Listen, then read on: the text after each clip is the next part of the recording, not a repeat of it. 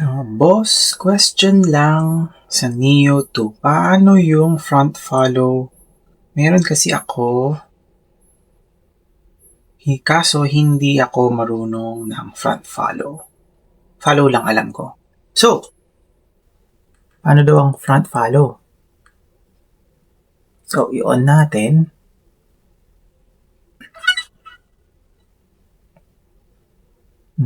Makikita nyo, naka-follow na. Paano? Nagagalaw. Pipindutin mo yung itong mga buttons. Ito or ito. Hold, press, and hold. For example. Umiilaw na ngayon yung front. Pag umilaw na yung front, dun mo, i-press lang yung button na ganito. Front right. Right. Rear right. Rear. Rear left. Left. Gusto mo front. Front left. Front. Yan, front. Tapos press and hold mo ulit. Ilipat na sa next one. Nandun tayo sa high. Hindi naman na kailangan yung ibahin. Tapos ngayon, nandun na naman sa kabila. Medium. Pwede. Close. Far. Medium. Close. And then press mo ulit. Nandun ulit sa front ulit. Pero para matapos mo yun, press mo yung sa record button.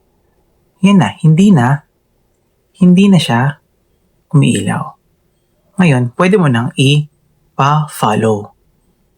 So, ang next question mo, video din on the drone itself. How to update the drone itself. Okay. Sige. So, unang-una, turn on yung phone's Wi-Fi, Bluetooth, at GPS lock. Pagkatapos mo ma-turn on yung mga tatlong yun, turn on mo yung DJI Neo mo. Pagkatapos i-turn on yung DJI Neo mo, open mo yung DJI Fly app. Ngayon, sasabihin ng Fly app na nakikita mo yung Neo. Nakikita ni Neo, press connect. Once you are connected na, connected ka through Wi-Fi ng phone going to the Neo. So, paano ma-update walang Wi-Fi? I-turn on mo yung data mo para yung data mo ang magda-download ng software. Tapos once na-download na ang software, i-update na ng Fly app ang Neo mo. Yan lang.